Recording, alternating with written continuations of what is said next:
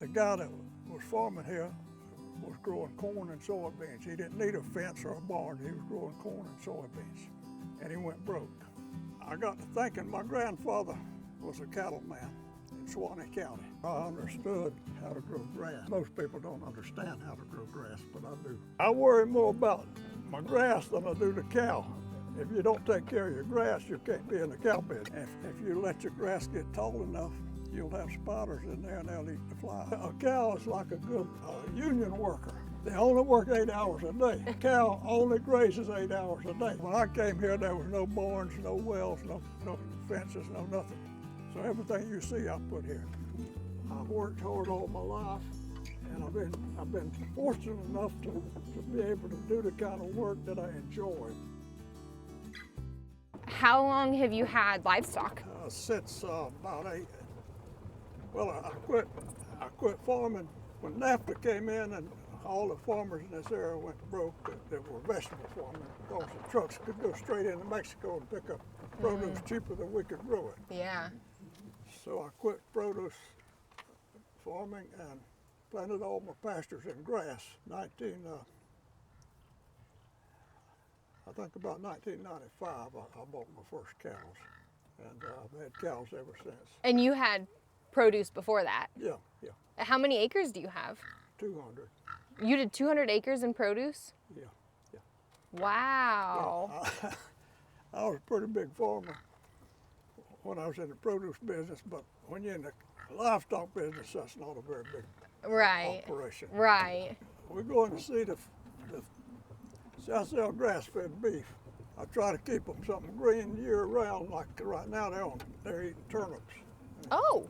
I don't use any kind of growth hormones or implants or antibiotics or anything like that. So I try to keep them something green growing all year round so that they'll continue to be healthy. Yeah. So why did you get into the grass-fed cattle business? Well, when I first planted all my pastures in grass and bought some cows, I didn't have any provision for taking them through the winter without buying feed for them. Yeah.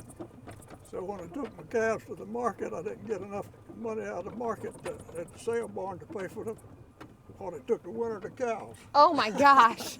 So I thought, well, maybe if I could sell directly to the people that eat them, I could make a profit. So I started feeding the steers out and selling them to people, but there again, the feed bill was so much I couldn't make a profit. Okay.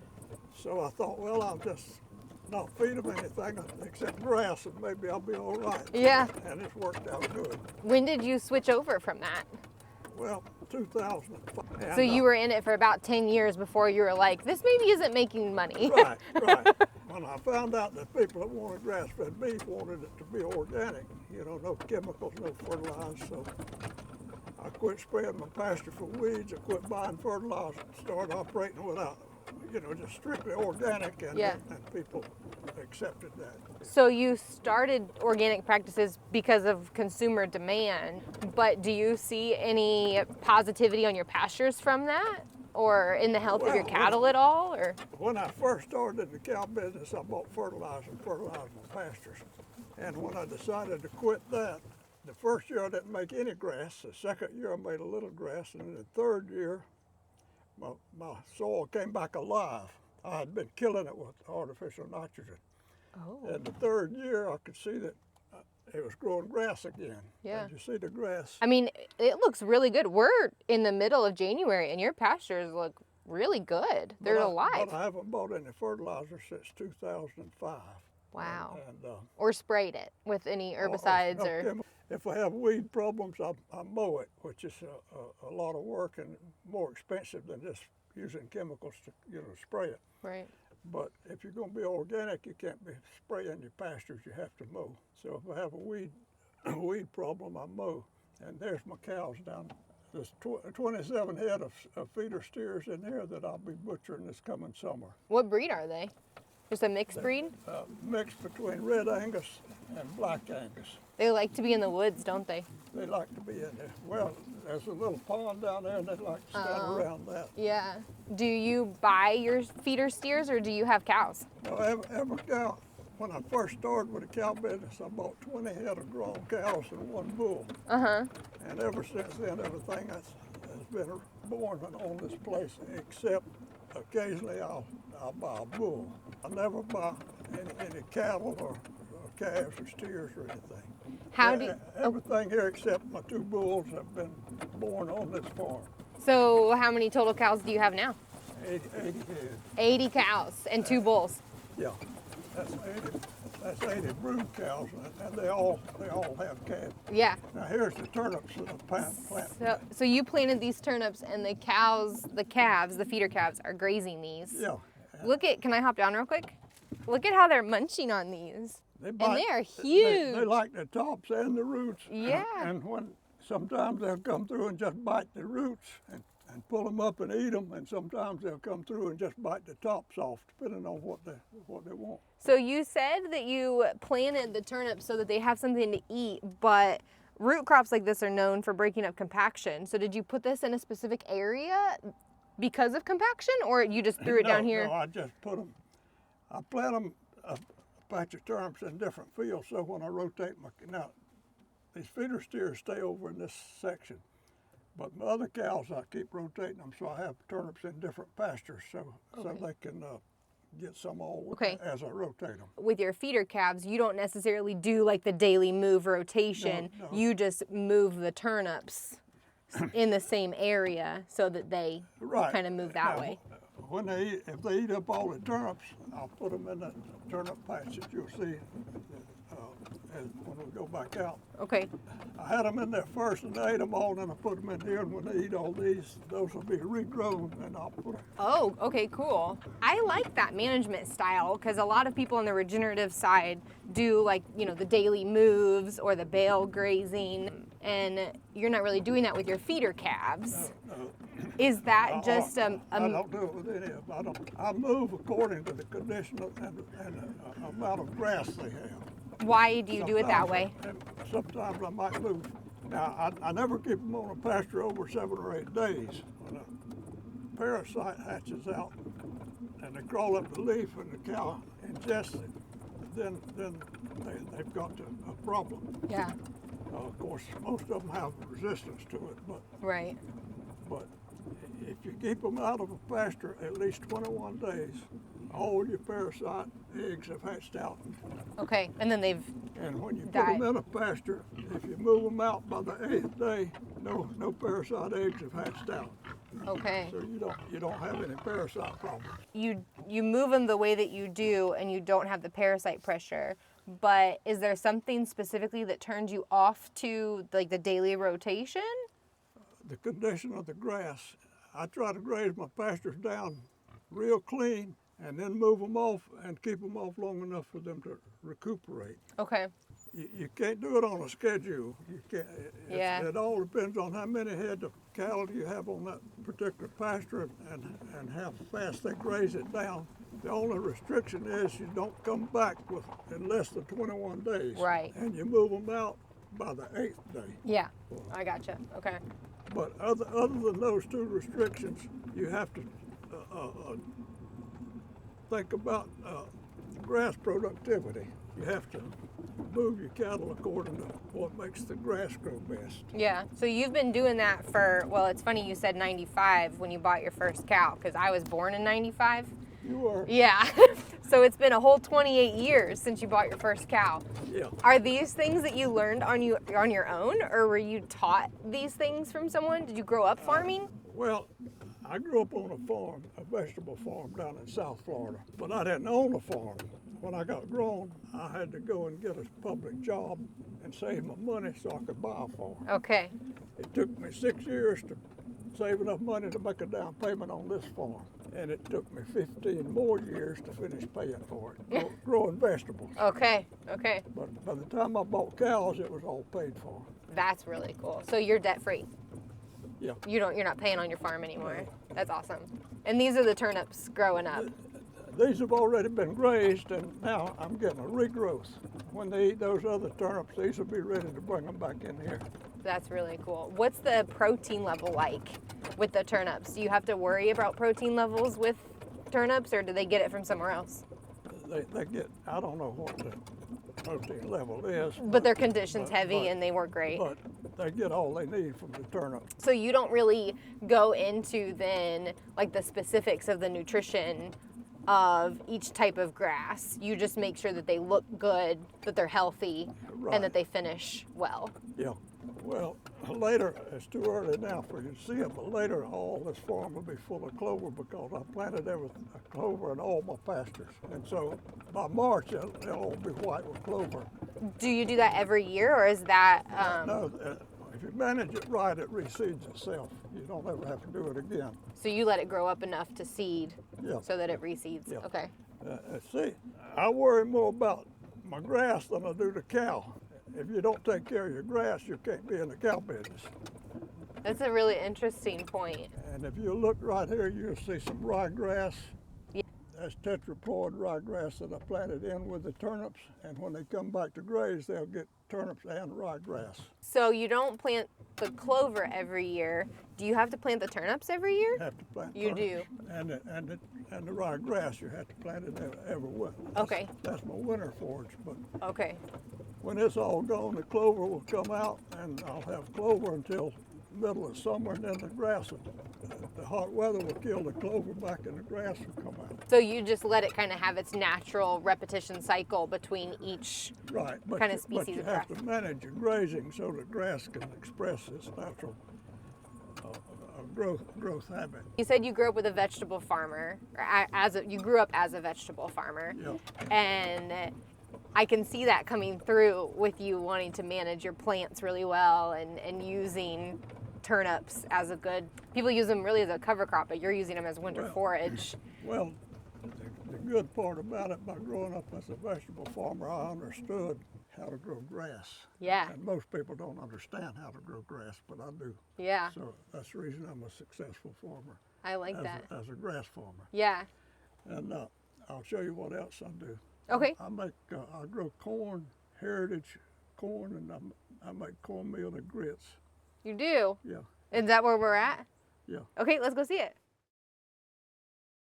Do you feed this corn? I built this building just to hold my grits mill. Do you feed this No, to your no, animals? No, this is just for people, Okay. for people to eat. Come on in. Thank you. When I harvest my corn, let me get a light on. When I harvest my corn, here's my grits mill. And you dump the corn right in here, and there's 2 stones down here. And one's stationary and one's adjustable, so you can adjust it and have a course you want your grits to be, Okay. and also the meal. And this fan blows it in. There's a set of screens that go in here, and this fan blows it into the set of screens, Okay. and it separates the grits from the cornmeal. Okay. I'll show you some of the finished product. Here's cornmeal in 8-pound packages, and here's grits in 4-pound packages. And I make coarse grits and fine grits. And it's all organic, no fertilizer, no chemicals, and it's non-GMO. So you plant the corn.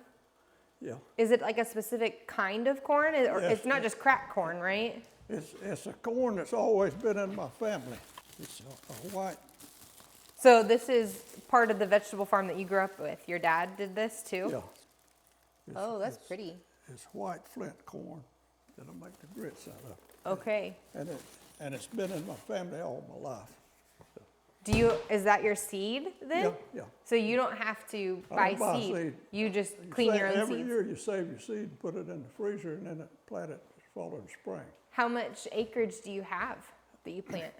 Well, I started out when I started doing this and bought this mill, I was planting 10 acres every year, but I was selling to several distributorships, plus I was selling on Amazon. But now I've quit all that, and I just sell to people that come here to buy. So I only grow 1 acre per year now. Okay. Why is that? Just because of time and management, I or? got tired of working so much. Okay. So that was like your take back a little bit. I downsized. Yeah, your downsize. There you go. That's the word I was looking for. That's really cool. So your dad made cornmeal and grits then too. Well, he didn't make them. Back then, there was a lot of grits mills in the country, and he would grow the corn and take it to the mill every year and have it milled for our own family. Okay. He didn't sell it. He just That's grew just what it you had. and had it milled for our own use. But when I quit the vegetable farming, I still had the propensity to plant something. Yeah. I said, well, I'll start planting corn and making grits, and that's what I've been doing ever since. Yeah. So do you have like an old school corn picker, or how do you do that? How do you plant it and harvest it? I pick the whole ear and I dump it. I dump it in let me get this light. Yeah. I dump it in a machine that shucks it and shells it for me. Okay. I'll show that to you. Yeah, let's go see that. That's really cool.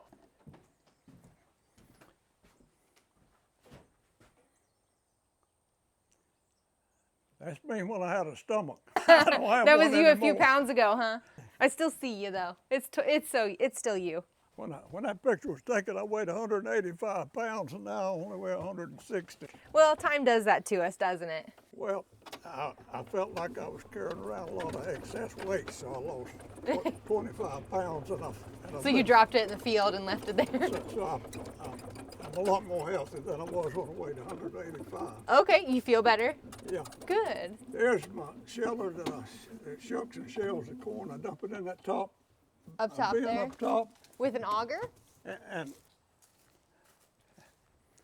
when it comes out shelled in a bucket right here. The cobs and the shucking all blow out into a trailer on the other side. And Okay. I haul that and dump it and buck up my shell corn. How do you pick it? With a one-row corn picker. Okay. I don't have it here, but that's what I use. Very cool. And do you just use an auger or the? Yeah. Okay. Does the corn picker have an auger on it? Like, is it just in the boom? No, or I have an auger. a drop auger? Yeah, and set it here and pull in here, move all this out. Yeah. And pull up here and dump it in the auger, and it puts it up there. Put it right up there. Yeah. How cool. And here's what my cows get for mineral. Okay. So you do feed a mineral. Yeah, this is all they get right here. Do you put that in like a barrel or something, or do you spread it on the ground? No, it's a regular thing built for mineral. Okay. But this is just Redmond salt. Oh. But it's just like you would use, but it's got all the nutrients listed right here. Oh yeah. And it seems to be all cows need. They don't need all this other stuff. But Yeah. but they do need a lot of salt. Yeah. Yeah. Especially in the summertime when there's eating a lot of tender green grass, because the tender green grass flows through them pretty fast, and they need extra salt. Yeah. Keep their fiber up a little bit. Yeah. Yeah. I'm still just so curious. How did you learn all of this about your cattle? If you didn't grow up raising cattle, has it just been trial and error for the last 40 years or 30 years? It's been a learning process. When I first bought my cows and was trying to do it commercially, I went and bought Ivomec to pour on them for the parasite control, because I didn't understand how to control parasites without a chemical. And on the way home, I got to thinking my grandfather was a cattleman in Suwannee County, and there was no such thing as a cattle wormer. Right. But he was a successful cattleman. So I knew something didn't add up. And what it was, back then there was no fences. The cows moved themselves, and they didn't have parasites, and they didn't have flies. If they had flies, they'd move off and leave them. Yeah. But when we built all these fences, then we had to manage. But there's a way to manage without having to buy chemicals. And that's what I do. I don't buy chemicals, and I manage. How do you manage? Not let them be grazing on worm-infested pastures. Yeah. You got to keep them moving. You got to understand the worm cycle and move them at certain times. Same with flies. In the summertime, flies are bad, but that's when we have the most grass. Well, spiders eat flies. If you let your grass get tall enough, you'll have spiders in there, and they'll eat the flies. Oh, I never thought of that. And if you manage it right, I never spray my cows for flies. I don't have any fly problems. Not even in the dead heat of summer down here in Florida. Not in the dead heat of summer, because that's when we have the most spiders if we know how to manage for them, and I do. And so I go out there early in the morning when the dew's on the grass. You can see how many spiders you have. And you save a pasture until you go out in the morning and you see a lot of spider webs on the grass. You know there's plenty of spiders. So you move your cows in there, in about 3 days the flies are gone off of them. Then you can move them out. That I hear a lot, and even my own management practices when I farmed was about managing the worms and we even got to see dung beetles, which was so cool. And of course I saw those spider webs and I thought it was just a pretty view of nature, but I never thought about managing your pastures for your spiders. Yeah, you have to. That is so cool. Yeah. I'm mind blown. I never have a fly problem, and I don't buy anything for them. That's awesome. Your spiders eat them all. It all goes back to management. See, putting out fertilizer is a replacement for management. Yeah. If you manage right, you don't need fertilizer. You don't need the fly spray. You don't need anything except pay attention to what you're doing. Have you always been this way? Just kind of like slow down, pay attention to what you're doing kind of guy? Or is this something that came on to you with farming? No, I've always been that way. You've just always been that way? Yeah, yeah. What work did you do when you were in public work? Well, I didn't. Our farm wasn't big enough for 5 children to inherit, so I went and got a job on the railroad as a locomotive engineer, and I made enough money to make a down payment on this farm. Yeah. And I continued to work a while as a locomotive engineer after I bought this until I could get. When I bought this, there was no buildings, no fences. It was What year did you buy this? 82. 82, okay. And if you remember, no, you don't remember. I definitely don't remember. But in 80, 81, and 82, farm commodities were real cheap. They were so cheap. After the hog market crash? Farm commodities were so cheap until all the farmers out west drove with tractorcade all the way to Washington in a protest for the government to help them. I did read about that. You read about it? I did read about that, then yeah. You know about it. I know about it, yeah. Farmers went broke all the way from Florida to Kentucky on the East Coast of vegetable farmers. Yeah, that's a John Mellencamp's Rain on the Scarecrow kind of time, right? John Mellencamp, his song Rain on the Scarecrow. Yeah. Isn't that what that's about? Yeah. And sorry, I didn't mean to throw you off track. So in the 80s, things were cheap, and out west, farmers were going broke, and they drove to Washington. yeah. That's why this farm came up for sale. The guy that was farming here was growing corn and soybeans. He didn't need a fence or a barn. He was growing corn and soybeans, and he went broke, and they had to put the place up for sale. So when I came here, there was no barns, no wells, no fences, no nothing. So everything you see, I put here. There's nothing here that I didn't put here. Mostly right by myself. Okay. You know, with the help of equipment. Yeah. But do you have any children? yeah, I have 2. You have 2. Are they interested in the farm at all? Not at all. Okay. See, I can make a living on a farm, but there's no paid holidays. Yeah. There's no hospitalization, sickness insurance. There's no paid vacations. Yeah. There's no weekends off. All the things that the young generation have grown used to is not on the farm. Yeah. So they're not interested. How does that make you feel? What are your feelings about that? Not necessarily for your children, but for the generation as a whole. It's just up to them, whatever lifestyle they want. Yeah. You know. Yeah. And if they want to work a regular job so they can have holidays and sick leave and all that, that's good. Yeah. But that's not for me. Yeah. Do you think that it's a certain kind of breed of people that want to work on a farm day in and day out without paid sick days? It has to be your propensity. Yeah. Otherwise, you won't do it. And that's why I'm here. Because it is yours. Yeah. Yeah. And if they wanted to, they could be here. But life's better when you work a public job. You get a lot of benefits you don't get out here. Yeah. Would you argue that you also get a lot of benefits working out here that you don't get in the city too? Absolutely. Yeah. Yeah. So it just kind of depends on the person. Yeah. Do you find that people are out of touch with the benefits that you get on a farm that you don't get in a city? I think they know about it, but they're just not, it doesn't appeal to them. Why? Well, to me, if I'm out on the lake fishing, I feel good. Yeah. Somebody else might be on the lake fishing and they say, well, this is boring. I don't think I want to do this. Yeah.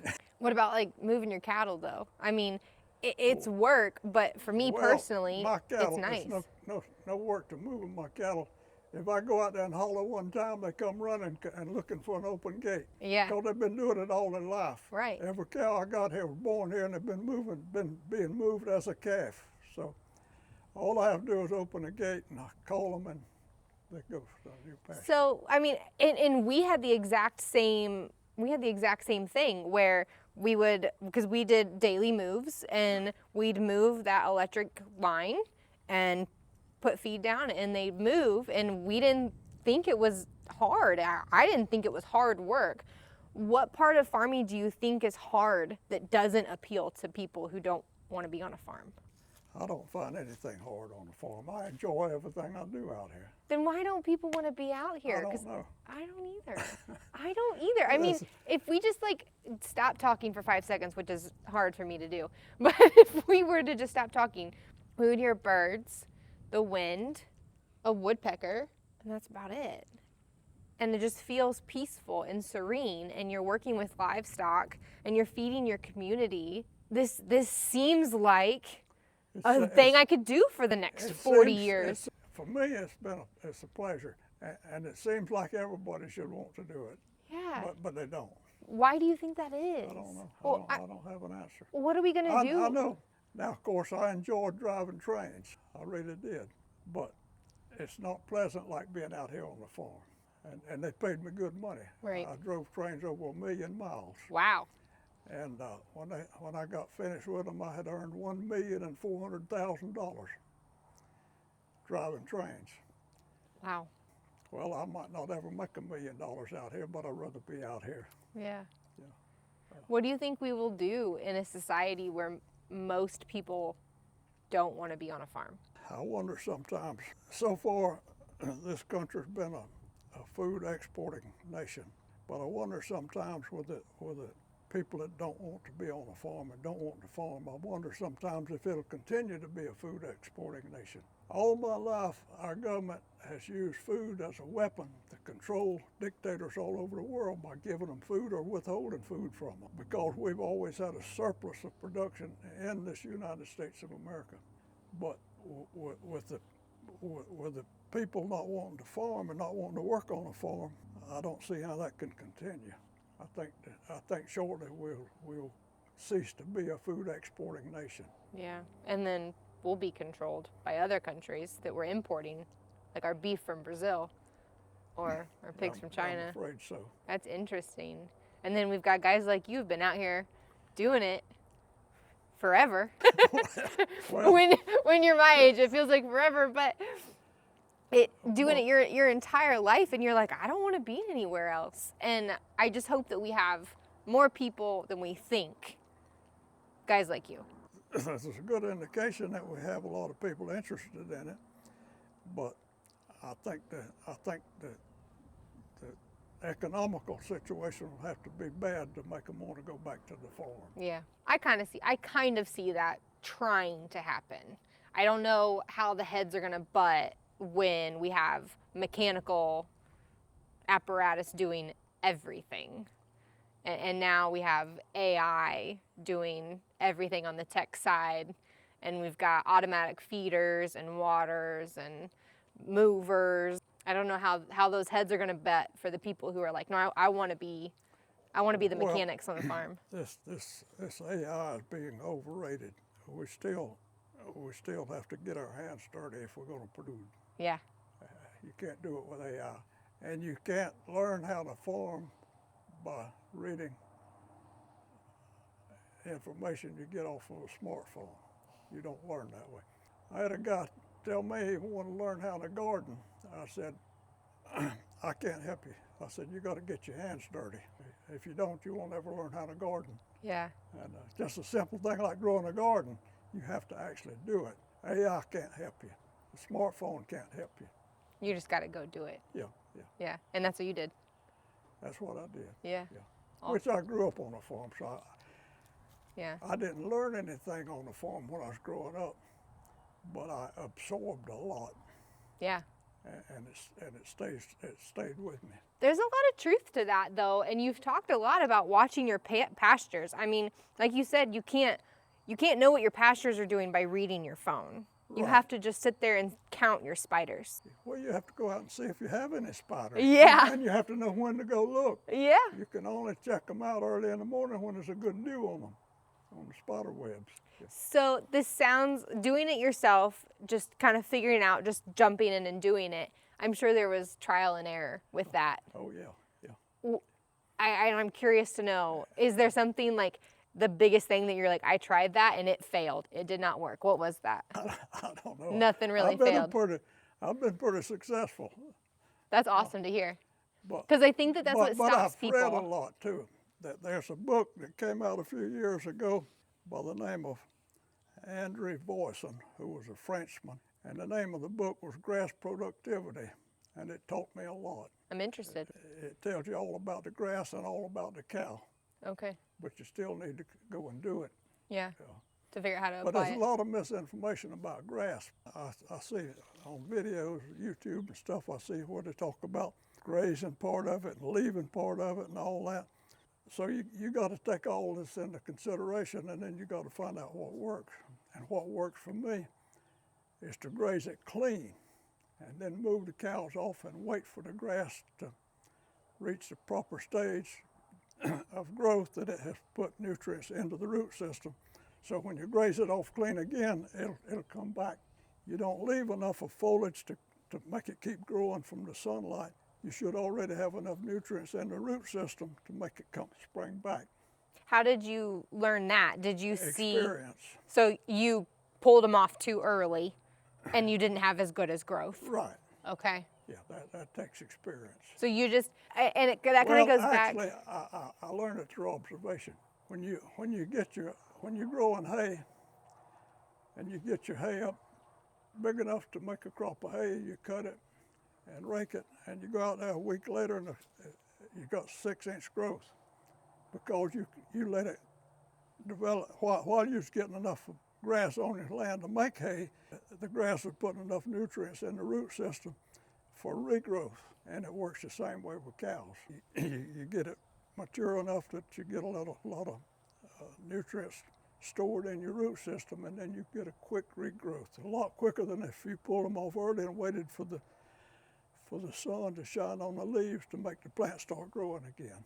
And you're saying that in the Sunshine State. Yeah. We're in Florida. You guys get a lot of sun down here, and that's your point. And it kind of brings up something that you said too about observation, and you can't just know everything from reading a book. I think that a lot of people get caught up in failure. What if I fail? And you're here saying, I've been here for 40 years and I really can't tell you a time that I failed.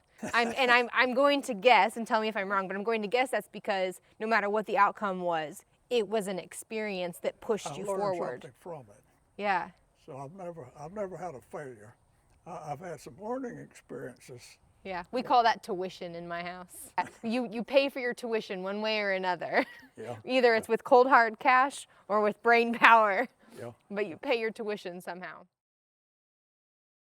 And while we're going, I see these trees, and I've read about it's not really a moss, it's like a vine, right? That's killing the trees. That Spanish moss. Spanish moss, yeah. It'll kill some trees, but some trees doesn't do any harm. Like if it's an oak tree, it won't harm it, but it'll kill a lot of trees. Really? Yeah. Because it's an invasive species, right? I don't think so. I think it's always been here. Really? That's called Spanish moss. Yeah. But it's always been in Florida. Interesting. And before there was the age of plastics, when the automobile industry started, before the plastics industry really got going good. And for probably 20 or 25 years of the automobile industry, all the automobile seats was made from Spanish moss.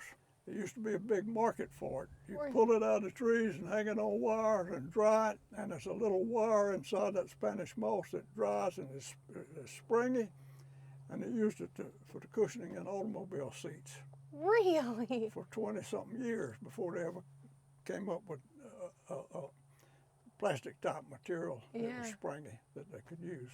So maybe that's why it feels like it's more, like there's more of it than there used to be because we're not harvesting it We're not anymore. harvesting it. But there used to be what they call moss yards. Every community had a little moss yard, and people that had a lot of oak trees would pull that moss and take it to the moss yard and sell it. And the moss yard, they'd hang it on wires.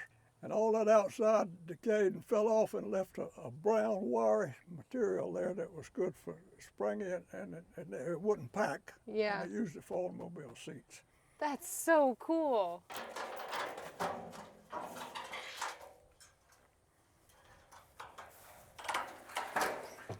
When I was a kid, I pulled moss and took it to the moss yard and sold it. So I know all about it. Yeah, that's really interesting. I had no idea. So you said you've got how many cows out here? 80 head of mama cows. 80 mama cows, 2 bulls, and it looks like almost everybody's got a calf with them. Most of them have a calf already. And I saw one new calf this morning, so they're not. So a few of them haven't had calves yet. Okay. How closely do you manage your calving? And you see those little birds? Oh yeah, You see them? yeah. That's called a cowbird. Now, don't confuse that with a cattle egret. A cattle egret is a big white bird that's standing out there. Oh yeah, I see them out They there. follow cattle around because when a cow walks, it stirs up the insects, and they can see it and they catch it. Okay. But that is called a cowbird, and they follow cows to get any kind of insects that's on the cow. In other words, they're hanging around these cows because they're looking for a fly. Now, I don't have any flies, but that's what they're after. Or anything in their poop that they could eat through. Any kind of thing that the larva and the poop, or a small insect or fly or anything like that, that's what they're after. Oh, is that your new baby over there? But these cattle egrets, they're after the larger insects. Gotcha. They're like grasshoppers. Is that your new baby over there? That one right there? He was born 3 or 4 days ago. Oh. There's one that was born last night down here somewhere. How do you manage your calving with your cows? Do you just let them breed and calve Yeah. naturally? You don't do any segregation really?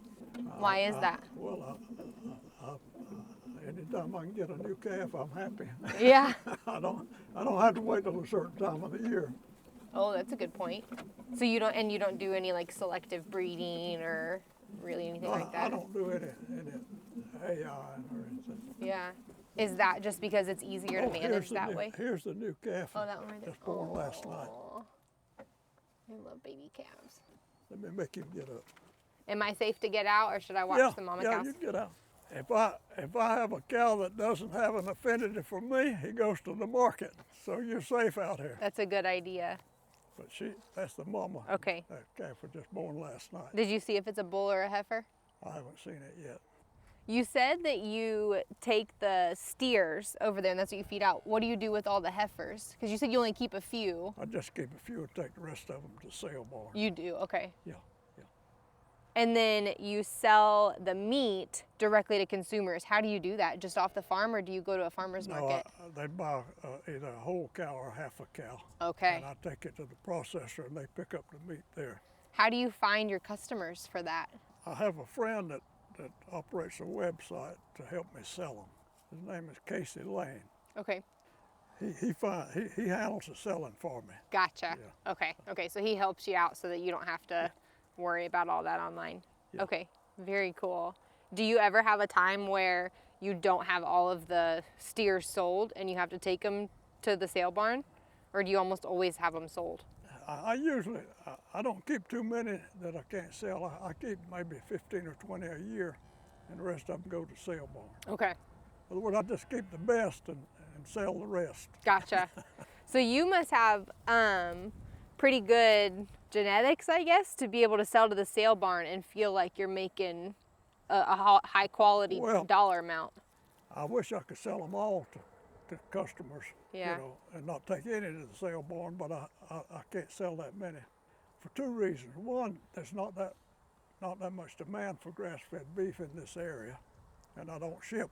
Yeah. And another thing, when you don't feed them growth hormones and antibiotics, you have to keep them at least 2 years to get them big enough to butcher. Yeah. Well, if I kept all these calves for 2 years, I couldn't have but half as many cows. That's a good point. So I'm better off keeping the best for grass-fed beef and selling the rest at the sale barn, and I'll have more volume. Yeah. And I assume you save some for yourself. Yeah. And yeah. probably your friends and family and stuff Right. too. Yeah. Very cool. You got a good looking herd here. I put out hay. They don't really need hay, but they like it. They like to stand around and eat. Uh-huh. But you can see that I have a lot of grass out there. Yeah, your pastures look great. And I think that that's something too that maybe people get confused or easily frustrated about is their pastures and what they look like during certain times of the year, and they kind of discount what's really under there. They just want to see the eye-appealing modern age look of alfalfa, 2 foot tall, bright green all year round, and that's not sustainable, nor is it really even healthy for the cows, right? Grass reaches a certain stage when the cow likes to eat it. If a grass is too short or too long, it's hard for the cow to eat. The ideal height for grass for a cow is 6 to 8 inches. That way they can bite it and swallow it and go lay down under the shade tree and chew their cud. If it's any higher than 8 inches, when they take a bite, they have to stop and turn it around in their mouth to swallow it. Oh, because it's too long. If it's any shorter than 4 inches, they're overworked trying to get enough to. See, a cow is like a good union worker. They only work 8 hours a day. A cow only grazes 8 hours a day. Every morning they go out and they graze a couple of hours. They go lay down. At noontime they get up and graze for 45 minutes to an hour. They go lay down. In the afternoon is the big grazing because they have to put enough in the stomach to last them all night. So they graze 2 or 3 hours late in the afternoon. And this is what you've observed from your own cattle doing. So the total length of time that a cow will actually graze, which is hard work for them, Yeah. by the way, is 8 hours. And if the grass is just right for him to swallow a lot of it and use less energy, then he gets fat.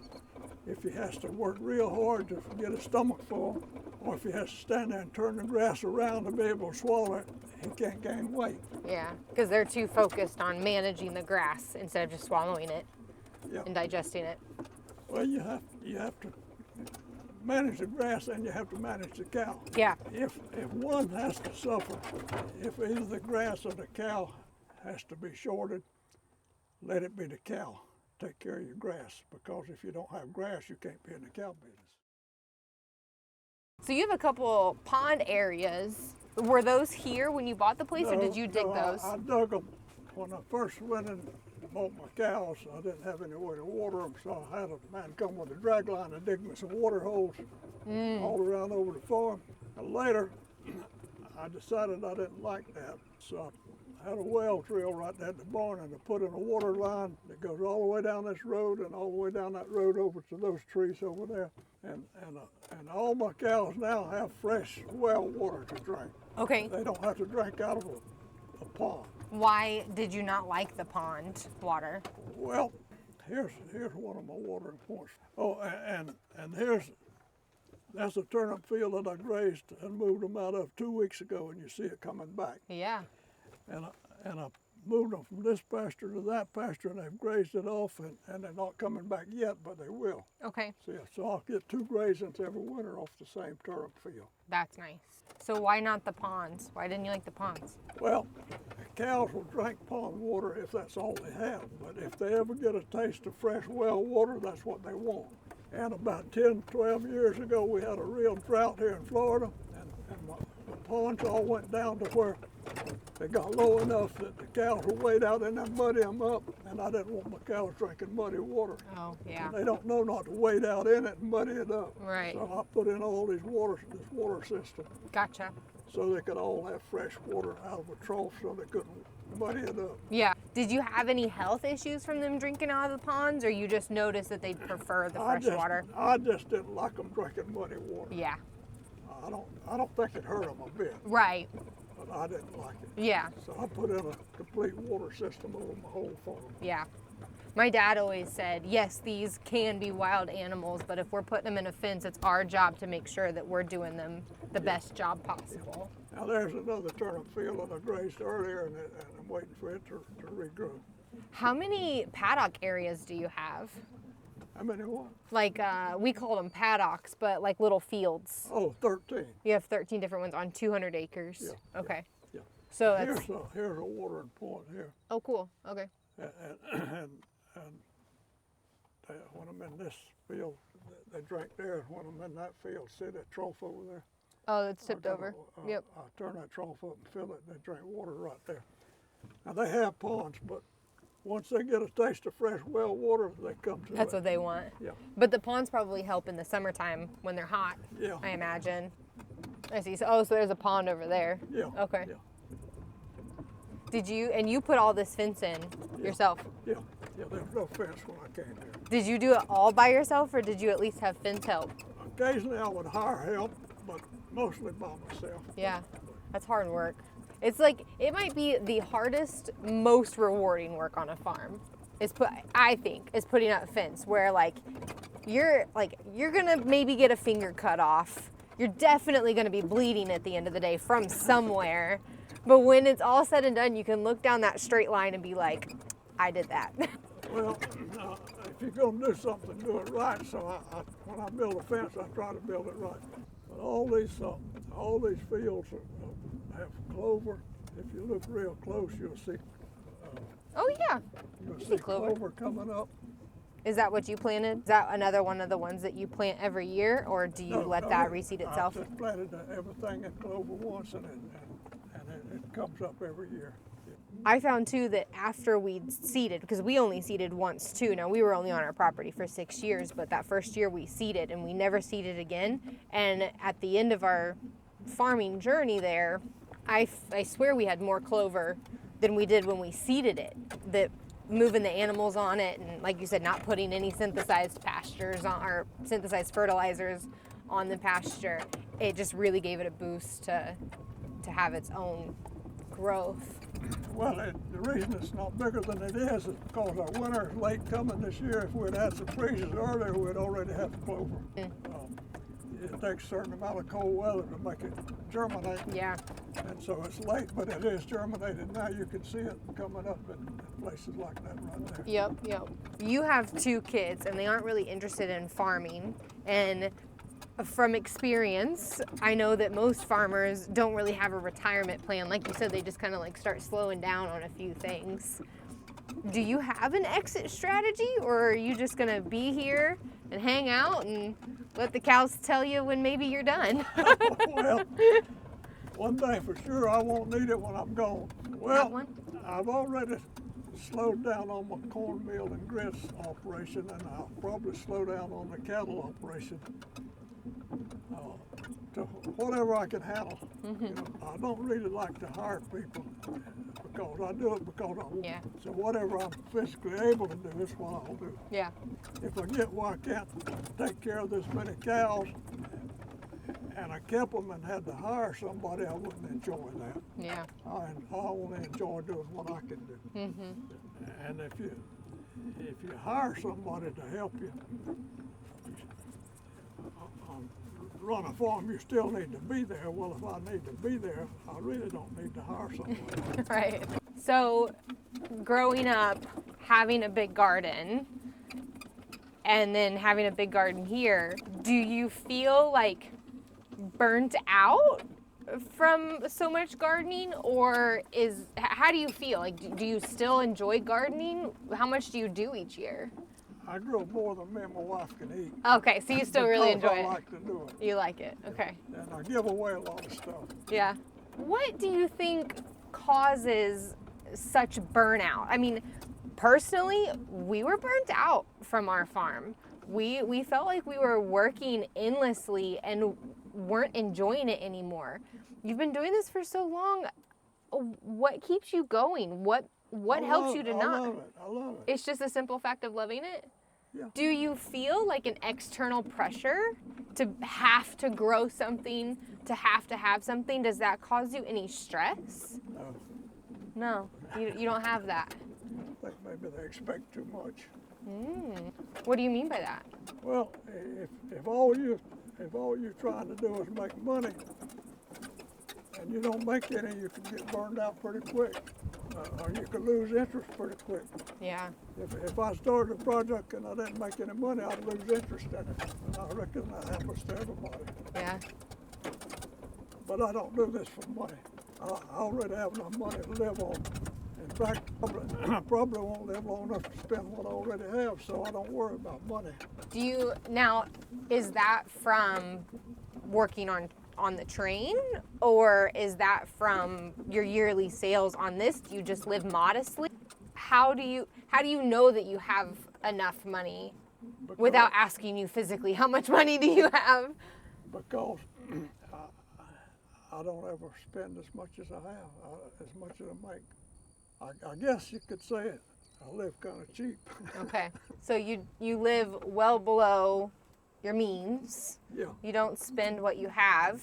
Is money like a sticking point? I've had these conversations with my husband often, that no matter what financial piece we're in, if we're rich, if we're poor, we will always worry about money. Money is always there. Do you just not worry about it?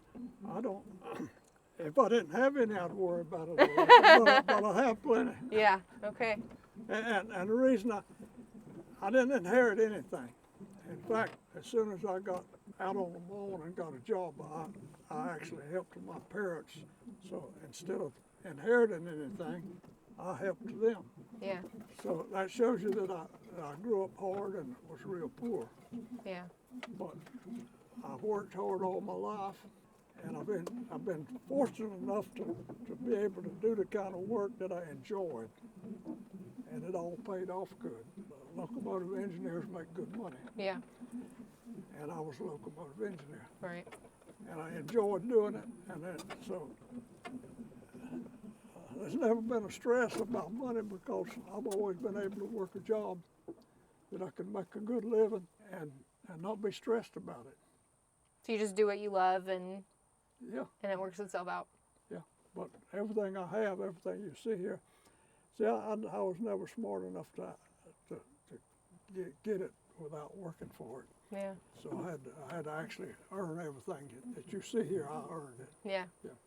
So you just have an affinity for growing things, and you just love this work. Yeah. Well, it gives you a reason to get up every morning. Well, there's definitely something to say for that, because it's not just like, oh, I have to go to work because my boss is expecting me to be there. It's, I have to make sure these cows are taken care of or they die. Like, I have to do it, and that's that. So it kind of takes the want out of it.